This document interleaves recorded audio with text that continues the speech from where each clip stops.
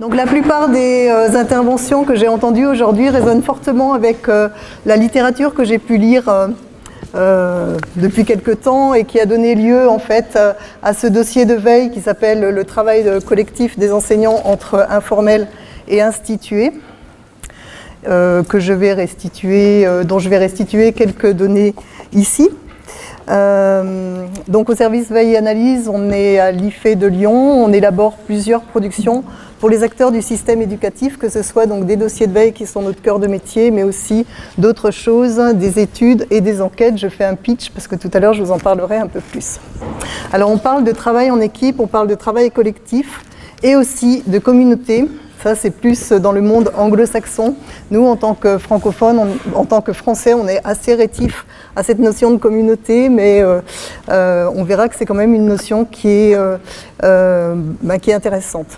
Alors, ce qu'on peut voir, c'est que les préconisations internationales demandent de plus en plus, en fait, que les enseignants travaillent de façon collective.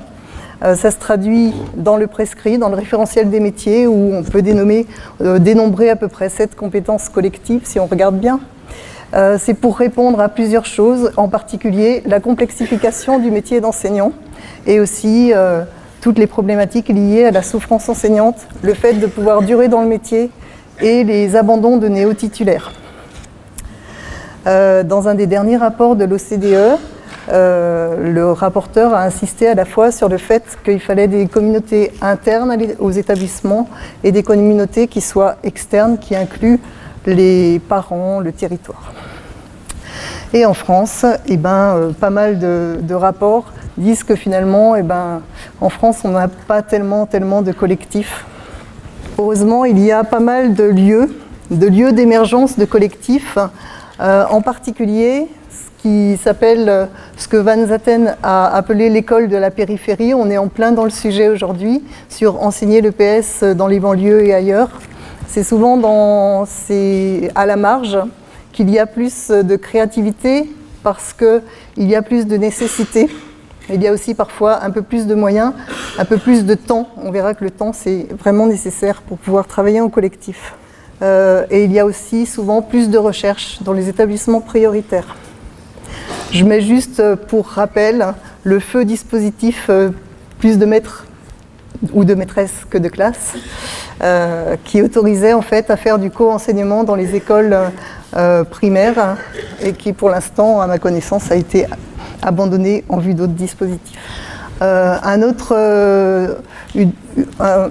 lieu d'émergence des collectifs, en fait, c'est la recherche s'intéresse beaucoup aux collectifs enseignants. Alors c'est une question récurrente. On voit qu'il y a, là j'ai mis deux revues qui étaient spécifiquement, qui étudiaient spécifiquement le travail collectif des enseignants. Il y a aussi beaucoup de travaux sur les analyses d'activités. Alors les analyses d'activités, on en a vu pour les élèves. Ça consiste souvent dans des vidéos captations qui permettent de voir comment est-ce qu'on réagit. C'est souvent dans le cadre d'études dans le champ de l'ergonomie, où on étudie comment le travail se fait, mais aussi comment les professionnels souhaitaient faire le travail, quelle est la distance entre le travail fait, le travail souhaité, le travail ressenti. Et juste un petit aperçu d'une production qui a été faite à l'Institut français de l'éducation, c'est la plateforme Néopass Action qui est destinée aux néo-titulaires et qui recense des gestes de métier dans lesquels il y a beaucoup d'analyses justement de situations particulières. Alors un troisième lieu pour les collectifs, pour l'émergence des collectifs, et on le voit bien dans notre journée aujourd'hui, c'est les réseaux spontanés d'enseignants. Donc il y a toute la dimension en fait de travailler ensemble et la part du désir de travailler ensemble, de motivation. Il y a tous les engagements associatifs, les engagements militants, les engagements syndicaux aussi. Il y a tout le développement dans les années 2000 des sites de ressources disciplinaires qui ont fleuri dans toutes les disciplines. Donc les communautés de pratique ou les communautés d'apprentissage professionnel. Donc c'est deux termes qu'on retrouve tout le temps dans la littérature de recherche quand on s'intéresse au travail collectif des enseignants. Ce qui est intéressant, c'est que ces deux concepts, ils sont apparus dans les années 90, dans des champs disciplinaires complètement différents. Les communautés de pratique, c'est de l'anthropologie, donc c'était les tailleurs du Libéria, les sages-femmes du Burkina Faso. Comment est-ce qu'au sein d'un champ professionnel se diffuse finalement un répertoire partagé de ressources suivant une espèce de diffusion avec des experts au centre et une diffusion petit à petit dans un champ commun. Une communauté d'apprentissage professionnel, c'est vraiment développé, ce concept, il a vraiment été développé dans le champ de l'éducation. On le trouve beaucoup chez nos voisins canadiens, au Québec, et on le trouve aussi beaucoup aux États-Unis et en Angleterre. Même aux États-Unis, pour la petite histoire, je trouve ça très rigolo, il y a un manuel de bonnes pratiques, comment monter une LPC, une Learning Professional Community, qui en est déjà à sa 3e ou 4e édition, réédition. Donc ce qu'on peut retenir, c'est qu'il y a une horizontalité dans le fait de monter une communauté de pratique. On retrouve vraiment beaucoup de choses que les uns et les autres ont dit, et en particulier mon prédécesseur. Le fait qu'il y ait un leadership partagé, c'est-à-dire que en fait, il y a une possibilité de partager les responsabilités et les distribuer. Le fait qu'il y ait une volonté d'harmonisation des pratiques, donc une culture commune, une certaine diffusion de l'expertise, le fait que les enseignants soient interdépendants et puis qu'ils sont aussi en apprentissage continu les uns les autres. Et que cet apprentissage continu il se fait aussi par la collecte de données, des données sur les élèves, des données, ça peut être sur de la littérature professionnelle, du partage de données, de la collecte, ce qui permet aussi de valider cette culture commune. Je voudrais juste dire quand même que les communautés d'apprentissage professionnel, ça vient du management, il faut garder ça à l'esprit. Quand on parle des territoires apprenants, c'est aussi une notion qui vient du management. Bon, j'ai trouvé 2 exemples en EPS, mais ça résonne aussi avec ce que vous avez présenté. Donc, c'est pas tout à fait le défi burger, mais on trouve ici un travail sur les saines habitudes de vie en EPS, mais c'est au Québec cette fois-ci. Alors là, c'est un projet de recherche collaborative qui a été présenté comme une communauté d'apprentissage professionnel, mais on voit que on ne peut pas mettre ça en place dans tous les établissements puisque ça a mobilisé quasiment 6 chercheurs, enfin 2 étudiants, 4 chercheurs, 2 personnes de la santé publique, plus 2 conseillers pédagogiques. Tout ça pour essayer d'identifier les meilleures pratiques pédagogiques dans ce changement de paradigme qui était le fait d'évaluer les compétences vis-à-vis des saines habitudes de vie.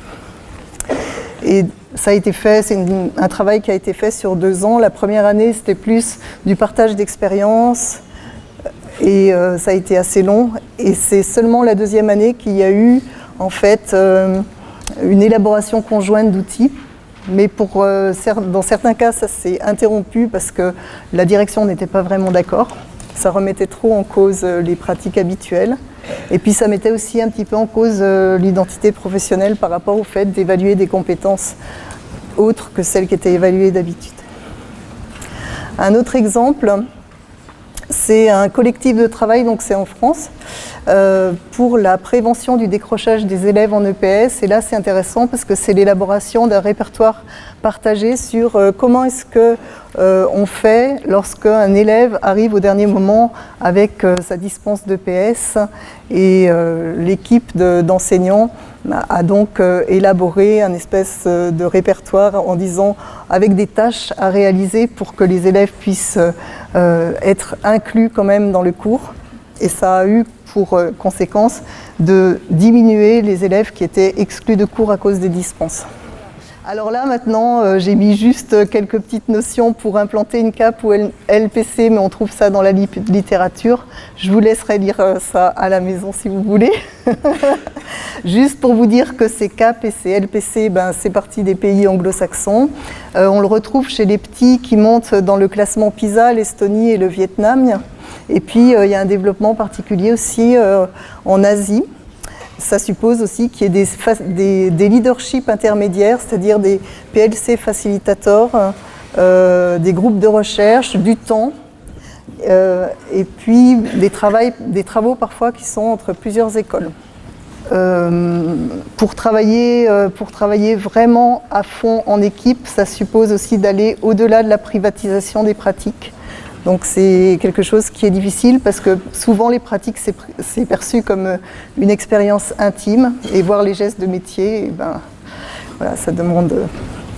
ça c'est ma petite pub pour une étude qui est faite au niveau du service par une collègue, Marie Gossel. Donc si jamais vous êtes intéressé dans votre établissement pour voir comment fonctionnent les différentes personnes, enfin comment chacun s'inscrit avec ses collègues, comment chacun travaille avec ses collègues. L'objectif, c'est de faire un sociogramme, vous voyez le dessin qui est là. Et puis pour mieux comprendre donc, la constitution des réseaux au sein des établissements et connaître les habitudes de travail. Et en guise de conclusion, peut-être que le fait...